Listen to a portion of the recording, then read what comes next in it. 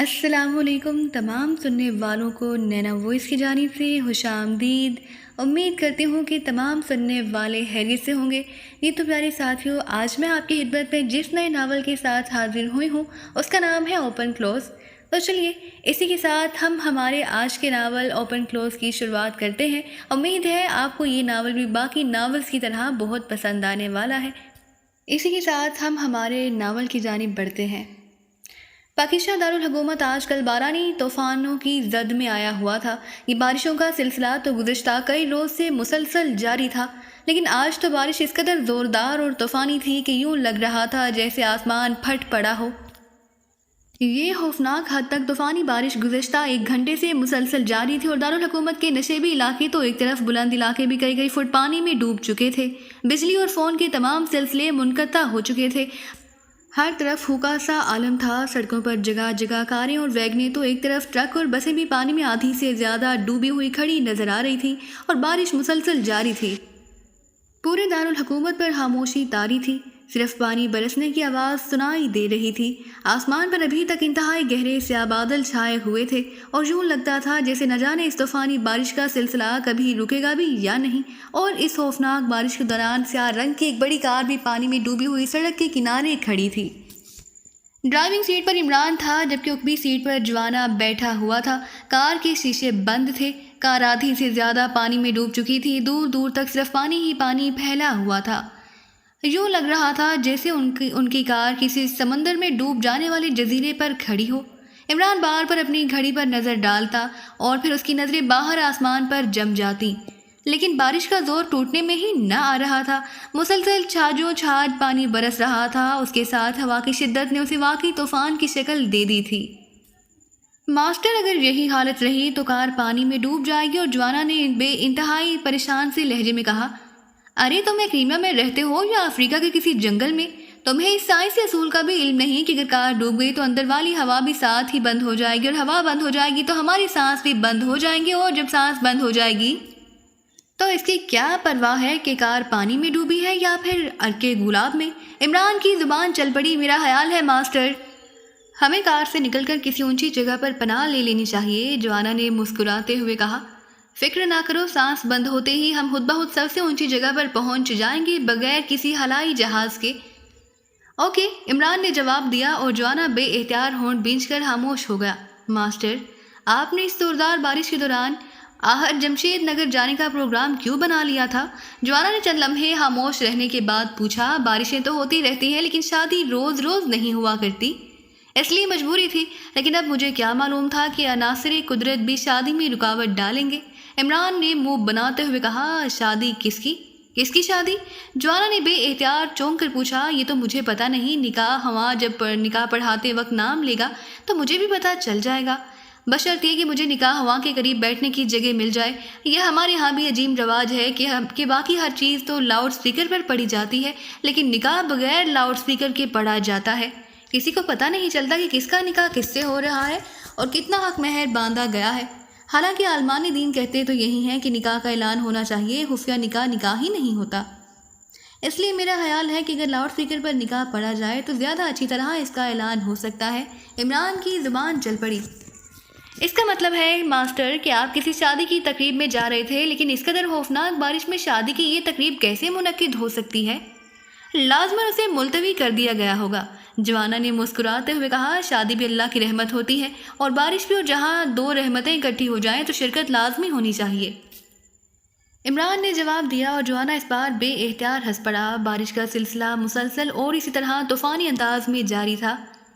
شادی کارڈ پر ڈاکٹر صاحب کو لکھ دینا چاہیے تھا کہ کشتی یا لانچ کا انتظام آپ کا اپنا ہوگا۔ عمران نے کافی دیر بعد کہا، ڈاکٹر؟ کون ڈاکٹر؟ جوانا نے چونک کر پوچھا۔ اسے واقعی کسی بات کا بھی علم نہ تھا۔ بارش کا آغاز ہو رہا تھا کہ عمران رانا ہاؤس پہنچا اور پھر اس نے جوانا کو اپنے ساتھ آنے کا کہا اور اپنی سپورٹس کار رانا ہاؤس میں چھوڑ کر وہاں سے یہ کار لی اور جوانا کو ساتھ بٹھا کر وہ رانا ہاؤس سے روانہ ہو گیا۔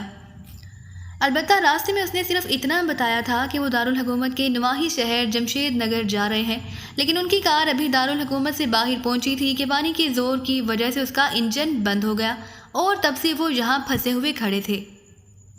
ڈاکٹر سپلائی مگر میرا خیال ہے اب تو اسے ڈاکٹر سیلانی کہنا زیادہ بہتر ہے۔ عمران نے مسکراتے ہوئے کہا، کیا ڈاکٹر سیلانی کے لڑکے یا لڑکی کی شادی ہے؟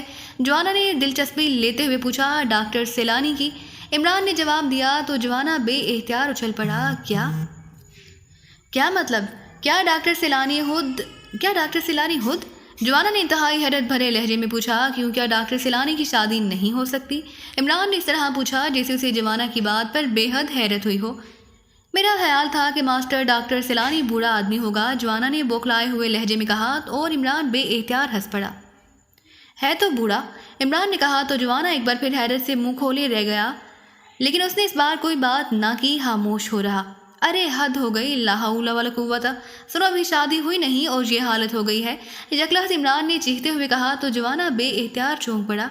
کیا ہوا ماسٹر؟ جوانا نے انتہائی حیرت بھرے لہجے میں پوچھا۔ ہونا کیا تھا، حماقت ہو گئی، اس کار میں تو ہائیڈرالک سسٹم موجود ہے، میں نے اسی لیے رانا ہاؤس سے چلتے ہوئے اسے منتخب کیا تھا، لیکن یادداشت ہی ختم ہو گئی ہے، عمران نے منہ بناتے ہوئے کہا، اور اس کے ساتھ اس نے اسٹیئرنگ کے نیچے لگا ہوا ایک ہینڈل کھینچا تو کار اس طرح اوپر کو اٹھنے لگ گئی جیسے کار کے نیچے جیک لگانے سے کار اٹھ جاتی ہے۔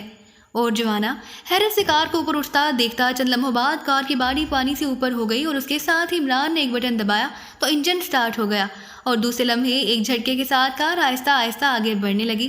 جوانا کو واقعی یوں لگ رہا تھا جیسے کار سڑک پر چلنے کی بجائے کشتی کی طرح تیرتے ہوئی آگے بڑھی چلی جا رہی ہو۔ گو کار کی رفتار بے حد آہستہ تھی، لیکن بہرحال وہ آگے بڑھی چلی جا رہی تھی، اور جوانا کے نقطۂ نظر سے یہی غنیمت تھا۔ حیرت انگیز کار ہے یہ، جوانا نے کہا، خصوصی طور پر تیار کرائی گئی ہے، پسند آئی ہے تمہیں؟ عمران نے بڑے فخریہ لہجے میں پوچھا۔ یس ماسٹر، واقعی مجھے یہ سسٹم پسند آیا ہے، جوانا نے کھلے دل سے اعتراف کرتے ہوئے کہا۔ اوکے، پھر تمہیں اجازت ہے کہ جب چاہو اس پر بیٹھ کر سمندر کی سیر کر لیا کرو، عمران نے بڑے فیاضانہ لہجے میں کہا، اور جوانا بے اختیار ہنس پڑا۔ ماسٹر، آپ سڑک کا اندازہ کیسے کریں گے؟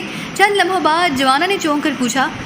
فرنٹ سیٹ پر آ جاؤ، پھر تمہیں خود ہی معلوم ہو جائے گا، اس میں کمپیوٹر نصب ہے جو نقشے کے مطابق سڑک کی نشاندہی کرتا رہتا ہے، ورنہ تو ہم دنیا گول ہے والے اصول کے مطابق واپس رانا ہاؤس پہنچ سکتے ہیں، عمران نے جواب دیا تو جوانا نے اس طرح سر ہلا دیا کہ اسے عمران کی یہ بات سن کر بے حد اطمینان ہوا ہو۔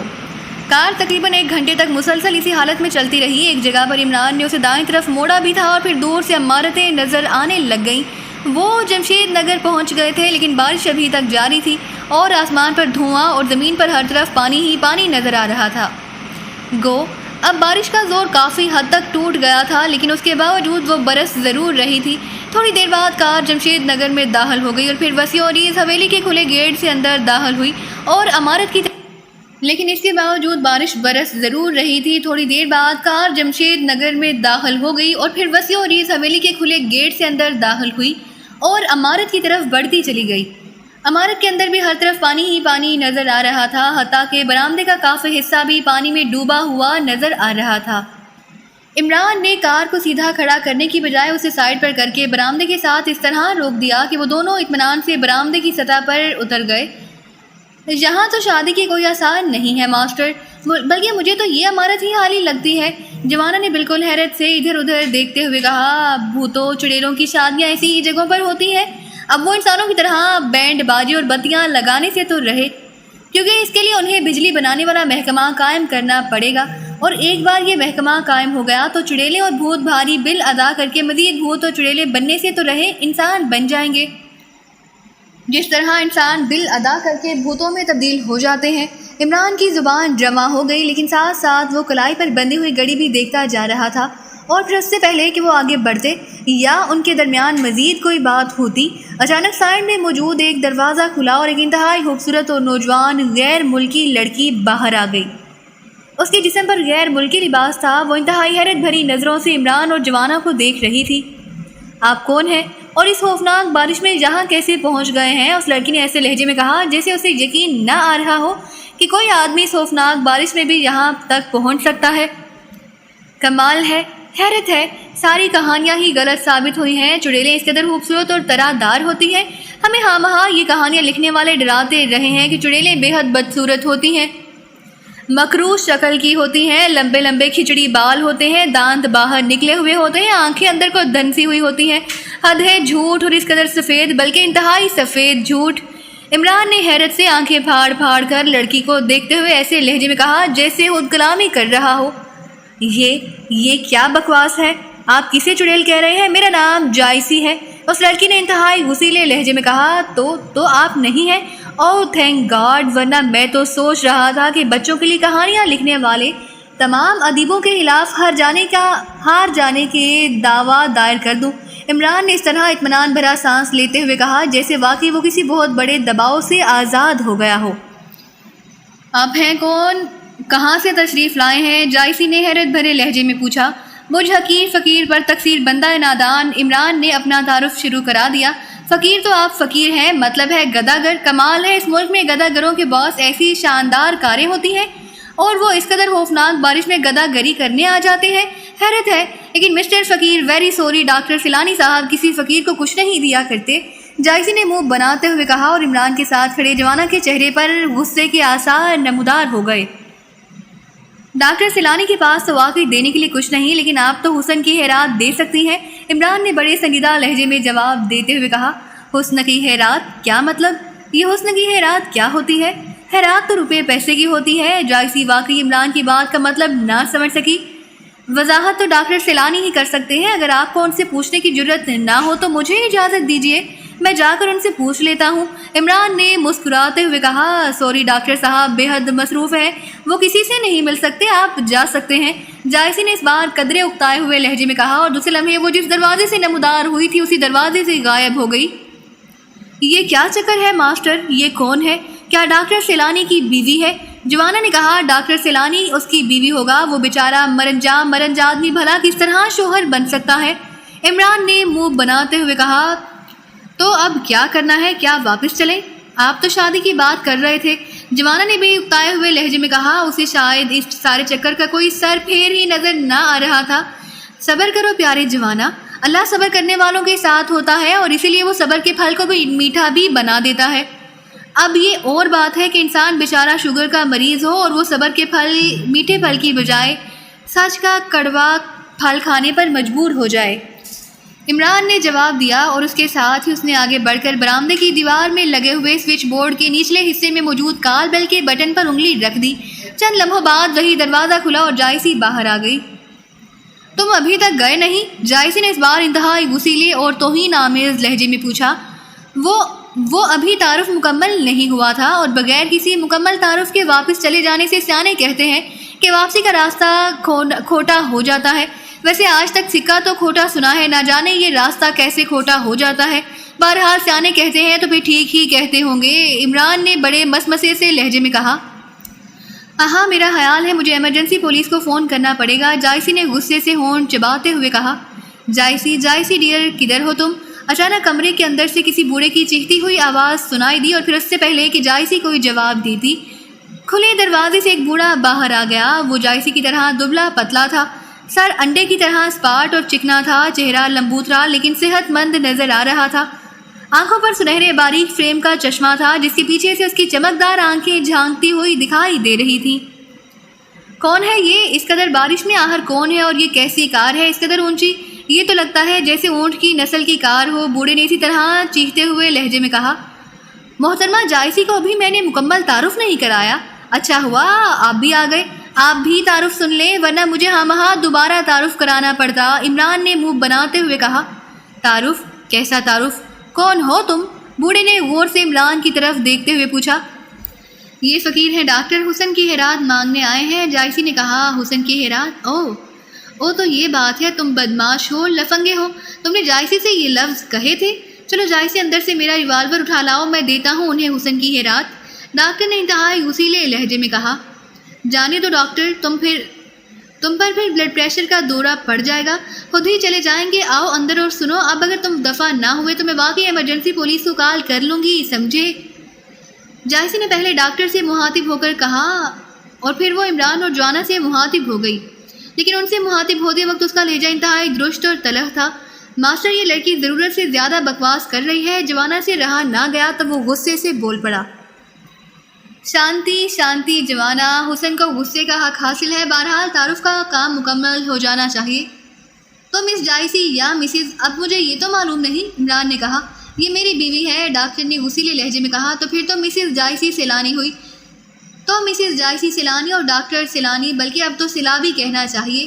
مجھے حقیر فقیر پرتقصیر بندہ نادان فرد سادہ سر سلطان کو علی عمران کہتے ہیں، اور یہ ہے میرا ساتھی، میرا دوست پہاڑ گوشت جوانا۔ عمران نے اپنے ساتھ ساتھ جوانا کا تعارف بھی کرا دیا، اور ڈاکٹر کی آنکھیں حیرت سے پھیلتی چلی گئیں۔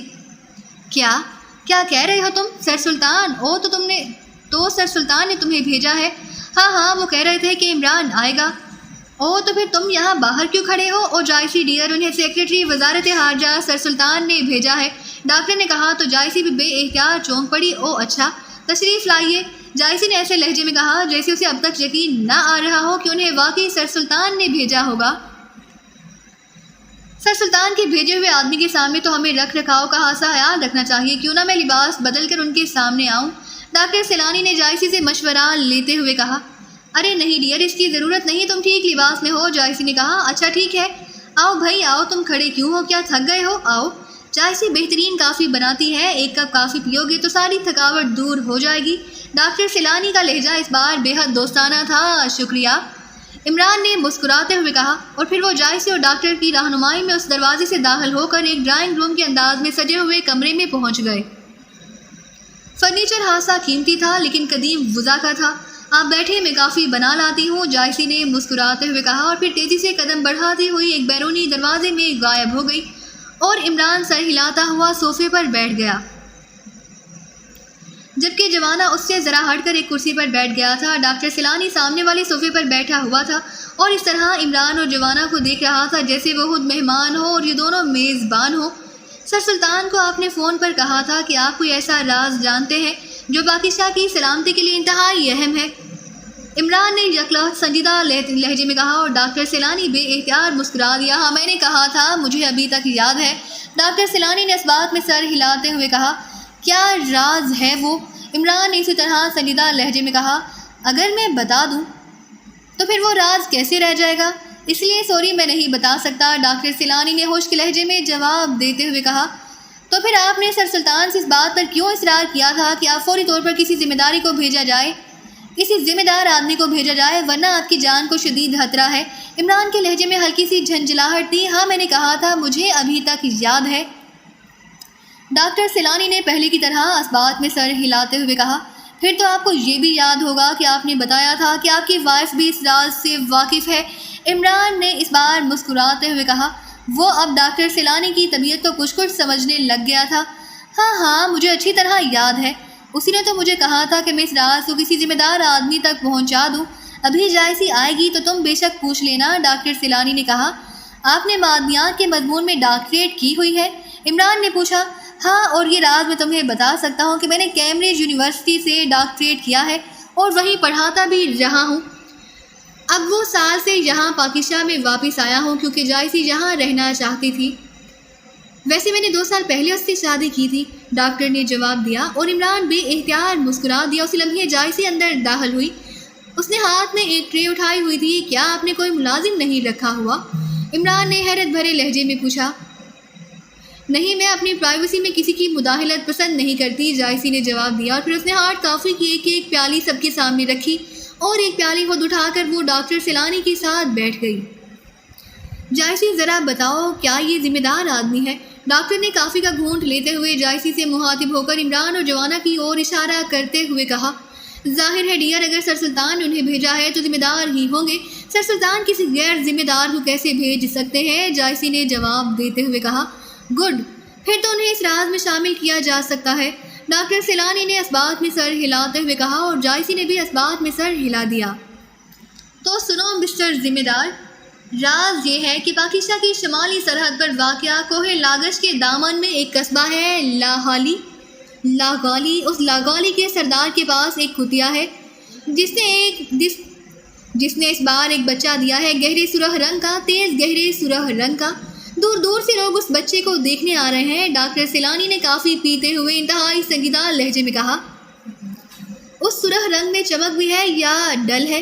عمران نے انتہائی سنجیدہ لہجے میں پوچھا، اور جوانا حیرت سے عمران کو دیکھنے لگا۔ اس کا چہرہ بتا رہا تھا کہ وہ یہی سمجھ رہا ہے کہ وہ پاگلوں میں پھنس گیا ہے۔ تیز چمک ہے، لیکن تم نے یہ بات کیوں پوچھی ہے؟ ڈاکٹر سیلانی نے چونک کر پوچھا،